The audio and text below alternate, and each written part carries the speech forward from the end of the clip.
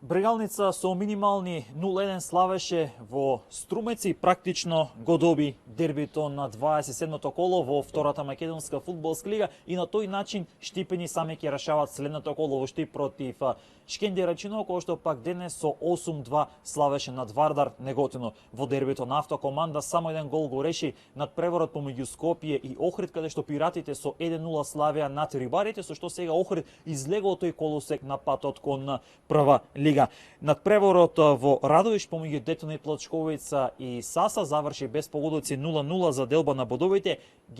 Тимот од Гевгели, односно екипата на Кожов, со минимални 0-1 славеше во Кочини над екипата на Осогово.